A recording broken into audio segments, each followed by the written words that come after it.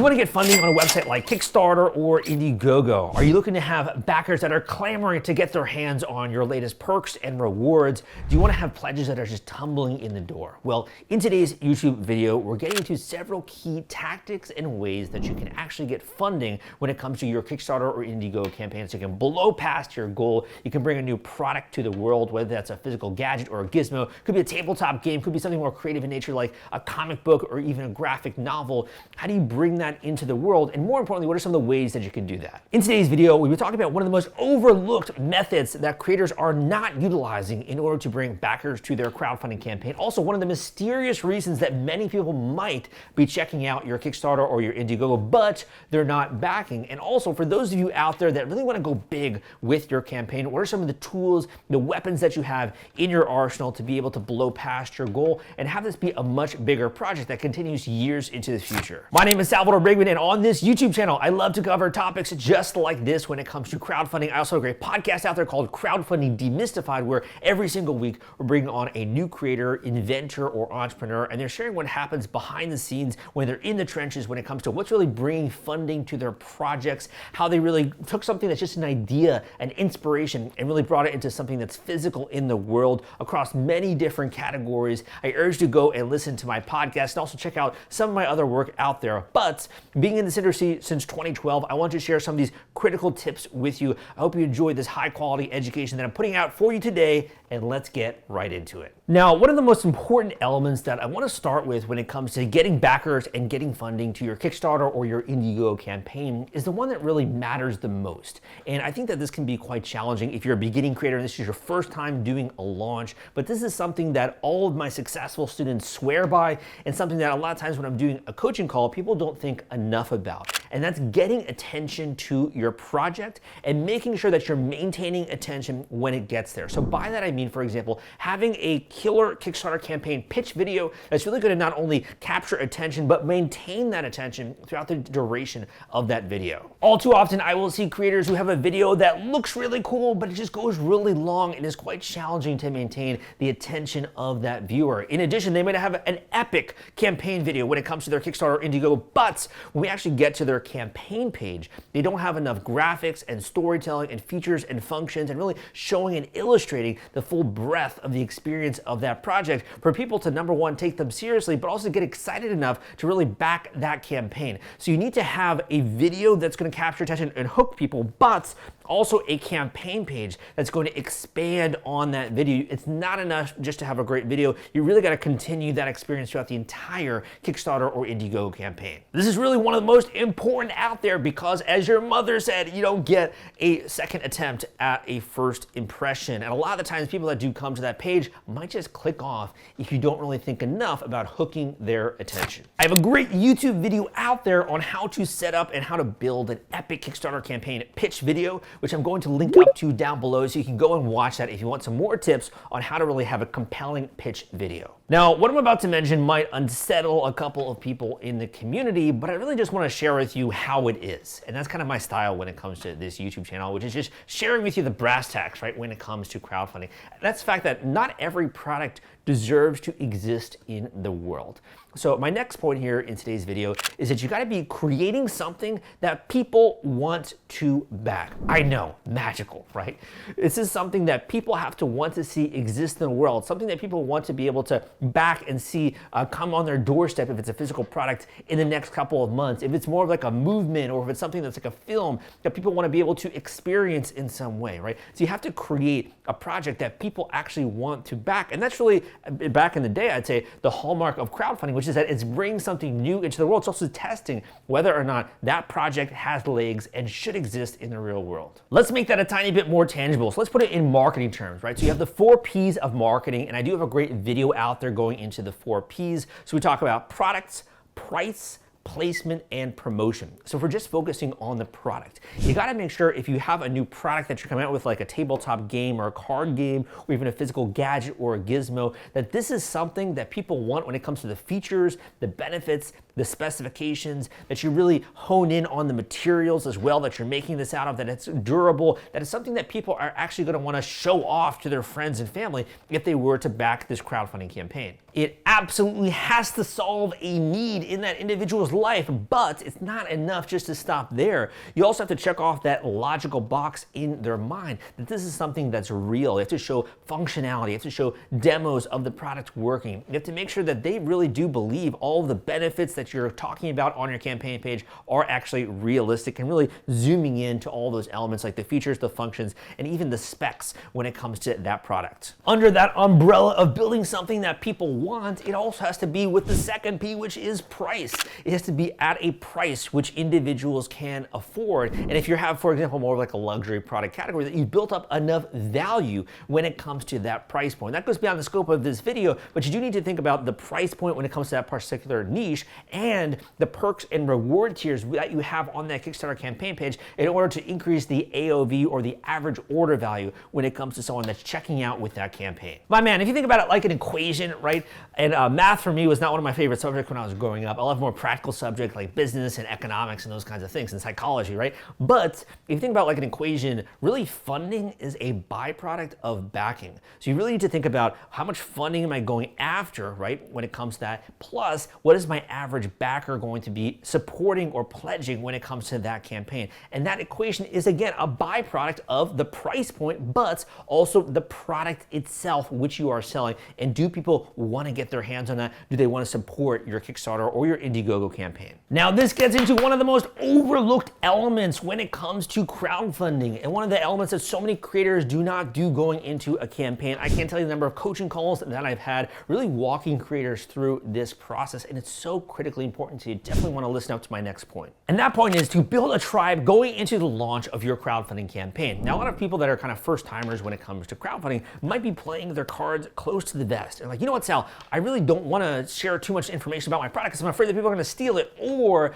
maybe they're like afraid that backers are going to see that that's not a fully polished campaign, right, going into that launch. Well, what I say to you is that one of the biggest differences between crowdfunding and other methods of doing a product launch is that with crowdfunding, people are backing your campaign and they're not receiving the product for maybe a couple of months after the campaign is even finished. So you want to make sure that you build trust into that launch. Trust is so incredibly important when it comes to getting people to back your campaign and to drive funding to your actual Kickstarter project. So one way in which you build trust when it comes to a product that does not yet exist is to be transparent as the creation process is moving. As you're coming out with new iterations and new drawings and new concepts and new prototypes, right? The more transparent you can be and really share that journey with your backers leading into the launch of a campaign, the more likely you are to have them not only feel like they want to support you, but also that they kind of feel like they're part of that movement. This is one of the crowdfunding pillars that I talk about in my book, The Kickstarter Launch Formula, which is really the paint by numbers formula to be able to smash your goal on Kickstarter, to blow past your funding goal, some of the tricks and the tools which you can use to really speed up the process as well.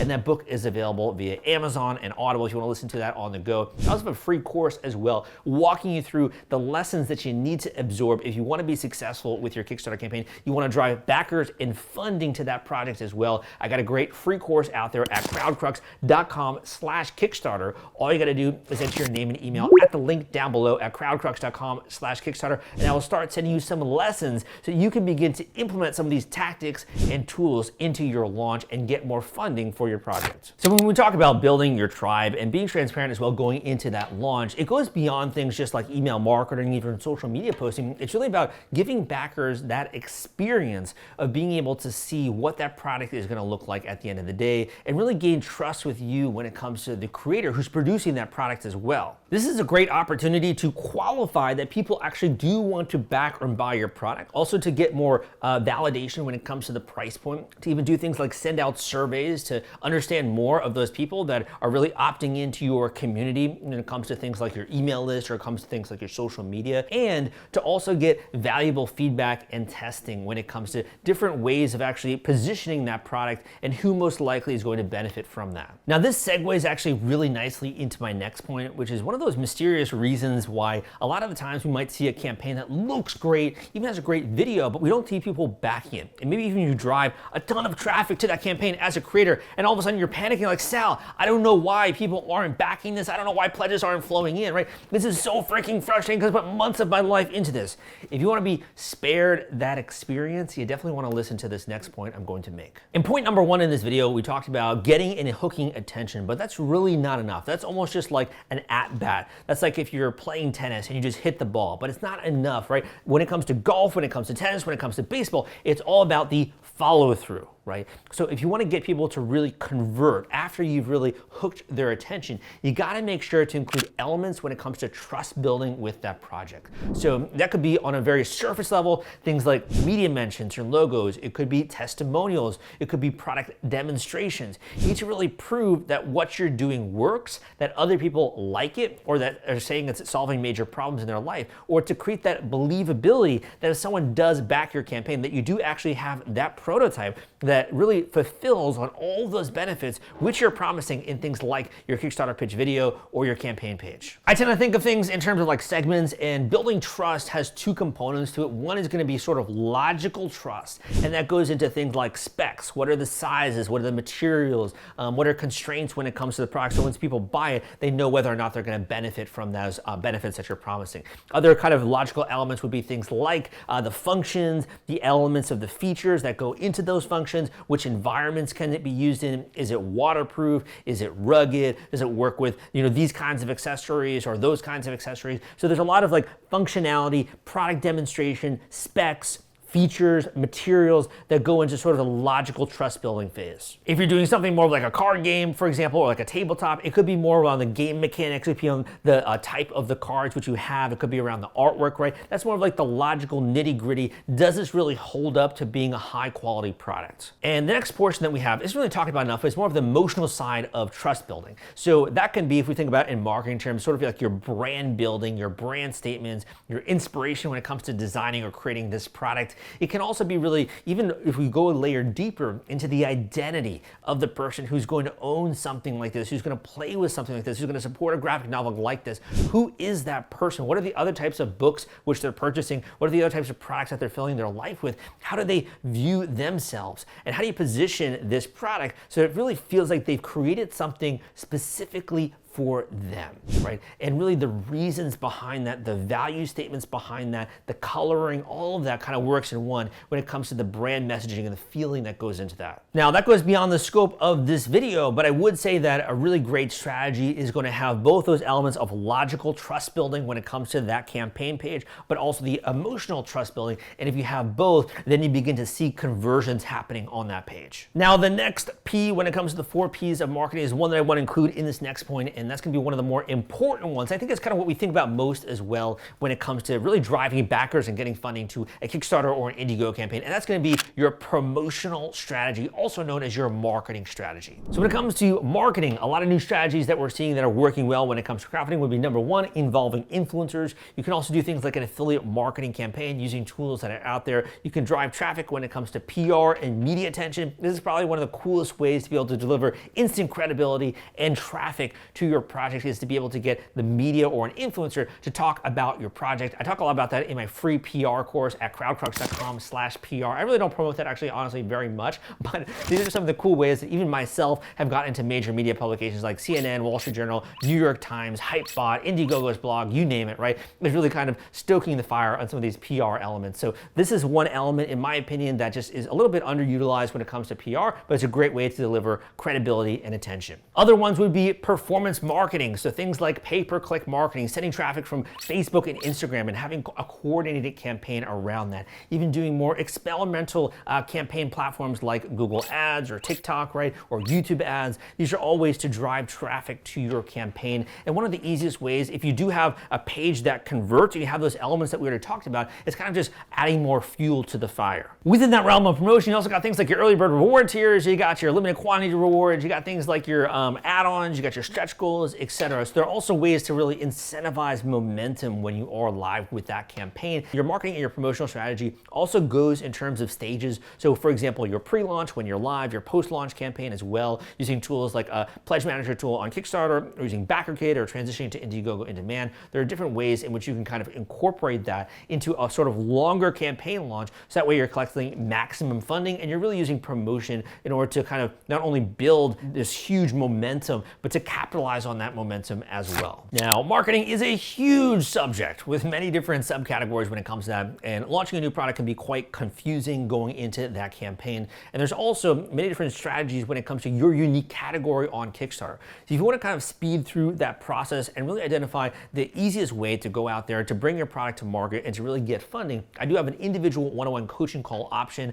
So I myself am a marketer. I love marketing and sales. It's like my bread and butter. It's my lifeblood. It's something that gets me going, and it's really passionate when it comes to helping creators do this and figure this out. So we do have an individual one-on-one coaching call option where you can go down below and you can actually book an individual one-on-one coaching call with me. Also have longer term coaching as well when it comes to my Smash Your Kickstarter Goal course, which is something that we don't talk about very much. But for those of you that are serious, you can go down below, you can book an individual one-on-one coaching call with me. And you can kind of go through not only building the foundation, which goes into a successful campaign, but also making sure you dot your I's and cross your T's. If this is something that you really value and you want to have a bigger campaign experience, you want to make sure you not only blow past your funding goal, but also you are building a brand from scratch that continues years into the future, and you're ready to step up and make a small investment in that experience, go down below and book an individual one-on-one coaching call with me, and we can get that call scheduled ASAP. In this video, we've gone through some of the key tips that you need in order to bring backers and to drive funding when it comes to your campaign. And a lot of these beginning creators don't really think about when it comes to crowdfunding, because crowdfunding is different from